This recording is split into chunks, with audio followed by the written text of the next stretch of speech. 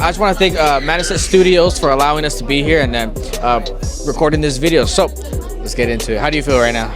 Tired. Tired, gassed? I'm really good. I'm feeling really motivated. It's a good experience. And God has blessed us with our talent. So I feel blessed and privileged.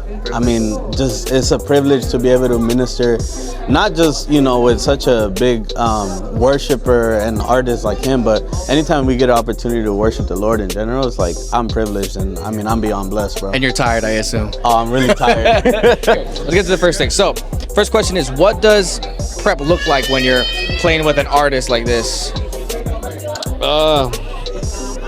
It's kind of like the same thing, like sound check and everything, and then we go through we go through like maybe 2 or 3 songs, and then if it feels good, then it's set. Yeah, it's time to play it. So you have to prepare, obviously ahead of time, practice, and get your tone down and everything. Yeah, pretty much for me, I have to dial everything down right ahead of time, and then make sure that it not only sounds good to me, but sounds good in the song. Prep. Let's see. Looks like making sure you have the right tone. Making sure you have the right. How do you say it? The right equipment. Yeah. You want to get close to the album. Okay. So it's a lot of pressure, but you get there. You get there. So prepping or like practicing and tuning and make sure you get everything dialed in. Okay, nice. You know. Yeah. Well, we don't know yet. you always want to be prepared, even the extra mile. Always be ready for anything. For instance, sometimes when we go on tour, you don't get notified at the time you really want to. You get notified in a short time, so it's just prep. And Gotta be ready for everything that can happen, right? Preparation means, or it looks like to me, one, sacrifice. What I mean by that is because you got to sacrifice time, and that's something that I don't take lightly when it comes to things like this. Like, all right, I want to sacrifice maybe a time that I could even be sleeping, right. For what? So I could practice, and really lock it in, yeah. That preparation time, as far as I was literally just telling them right before we started. So I grew up playing football, right? Right. And my coach always told me, you practice how you play. Exactly. So every time an event like this is coming, I always make sure that I practice with the instrument that I'm gonna play with. Because I think as a musician, many people that can relate to this. As a keyboard player, you could have 5-6 different keyboards at home. Exactly. You could have a small MIDI. You could have But to me, it's important that whatever instrument you're gonna use for that day, make sure you practice with that. Feel comfortable with the day out, right? Because exactly. It's crazy because you could practice with like a small MIDI. Oh yeah, I got it down. But then as soon as you switch it, it's almost like, oh, the feel ain't there. You have to do a mental switch with that thing. Yeah. Wow. So that's another big thing that goes into preparation for me. So second question I have is, what is the difficult part of being a musician in your case here? Difficult part. Yeah. The most struggling part you have to deal with as a musician. I think that a lot goes in play about stamina. Yeah, like making sure you have enough energy, making sure you're good, because it's a lot of time. It's a lot of time. You got to make sure you're invested. You're practicing. You got to spend time, and so plus you were doing really good today too. You killed it. I'm not gonna lie. if I just play bass, it's nothing for me personally. It's nothing just big crazy. It's just always try to have a good feel of the drummer, lock in, and just have a good pocket, a good foundation of the music, and you should be set. Which is probably one of the biggest foundations in music in general is the drums and including the bass. So it's a big big weight on you that you have to do. But you try to get that always locked in, right? Always, man. Number one. The nerves.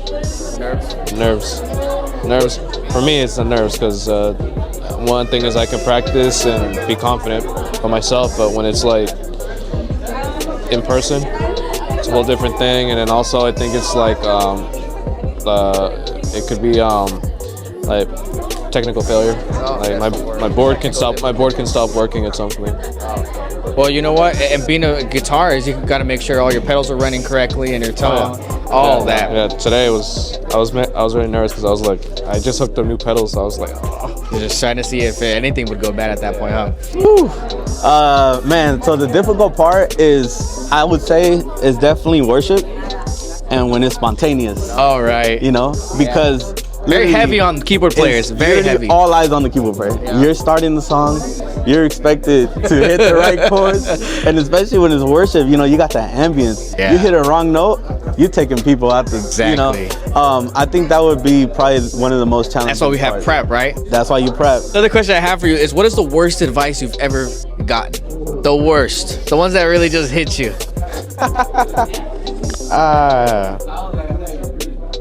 What can I say? I know it's a tough question, I know, but you know, wait, that's what we do here. Got me off guard, man. Got me off guard. The worst of advice they've given me is not to play with the 5-string. Oh, I don't know why. Any bass player out there, you have to get a 5-string. Get a 5-string, please. Please get a 5-string. Wow, so that's probably the worst. Yeah, Stick to 4. I don't know. It's just he played too much CCM or something. That's a good question, bro. You got me. You rung my bell with that one. It's always those ones. You know what? I don't know if I have a full answer for that, and I'll tell you why. Because even the Bible tells us, you know, agarra lo bueno y desecha lo malo. Exactly. You know? Right. So there might have been someone that maybe gave me bad advice at one point, but I don't remember because I didn't hold on to it. Exactly. You know? Yeah. And the only way that you're able to move on without holding on to something negative is by holding on to the positives. And in this case, like, I hold on to that I am loved, that I am a child of God, that I'm chosen, you know, and that I'm gifted. Exactly. You know, and once I hold on to that, I mean, people can come and tell you negative things, but you're not even gonna remember. So honestly, I can't tell you, bro. I don't know if I remember. Well, you know what? It's good that way, because it's better not to remember those things, just to keep going and for strive sure. on. Yeah, that's a good one. You get a lot when you're starting out, but I think the one thing for me is the worst advice I got was, you don't need to practice to become better. It just comes to you when you don't practice. That was very bad, huh? When God gave that to me, I was just like, I'd say try to always be a what's it called, like a strict drummer, like No don't creativity, don't right? do you know, like, and just play your just do that, you know, just do the most simple thing, you know. That's what it was. That's It's always about making sure, you know, you feel they hear good. you, you Yeah, know? yeah, exactly. Here's a cool question. What makes you unique? See, you got to play with a really known artist in the Hispanic culture of Christian music. So what makes you unique from other pianists or other keyboard players? Number one, confidence. Confidence. I know absolutely that there are probably hundreds and hundreds of better keyboardists out there than me, better piano players, people that maybe studied and understand theory. You know, I honestly don't know how to read notes. It was just a gift from God that He gave me. I have a good ear when it comes to, you know, music. And I feel like what really just makes me special is that confidence, and then knowing that God gives to everyone differently. And whatever you give, you have to be grateful for what you have. And you can't be wishing you had what others had, because God had already predestined to give you what He had already prepared for you. Perfect, you know? yeah. And I feel like if you take that and you have a grateful heart, you know, it doesn't matter, because at the end of the day, what we do here is not a competition. Exactly. It's not it's not you competing. Very, very, very true. Very You know, true. for who's better, this and that. It's really, if you have a grateful heart and if you're thankful for what God has given you, and you believe, you know, that He literally gave you something that many others don't have, you hold on to that. That's what makes you special. And you Awesome. Wow, really good statement you gave there. I'm just fatter than anybody. No, to be honest, it's just, well, everyone's uniquely different, but I think it's more like just the way I play, the way I approach the songs. Every song's different, but as a guitarist, I have to be able to approach it differently than others.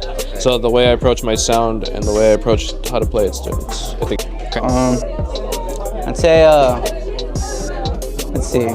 I know it's a tough question. I know it's a tough question, but you know, people want to see you play with these big people. So what makes you different from the rest?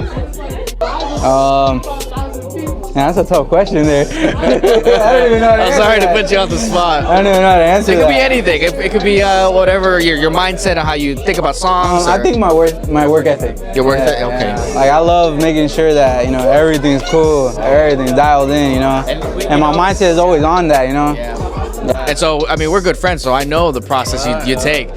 I believe on a personal note, I think is that I'm able to expand my sound and play not just upbeat music with Erick, Porta, those kind of artists, but we can also do like CCM. We can also do Latin music. Very versatile.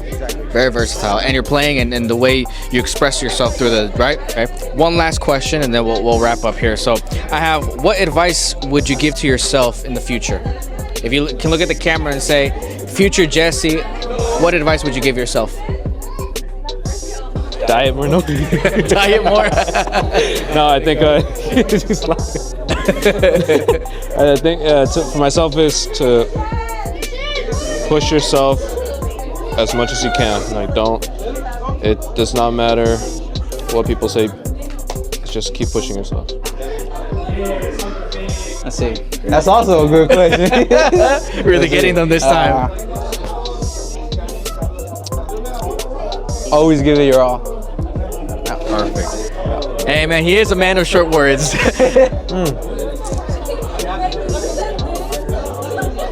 Don't hesitate. Don't hesitate and just go for it. You'll never be ready for it. You know what? I think that's probably a really, really good advice anybody could take at this point. Oh man, future Josh. Someone once told me, don't be afraid to dream big because you have a big God. And my advice would say, take that to heart and really dream big. Dream big because there's nothing impossible for God. Especially when you're seeking His kingdom first, there's nothing impossible. There's no way that He can fail you.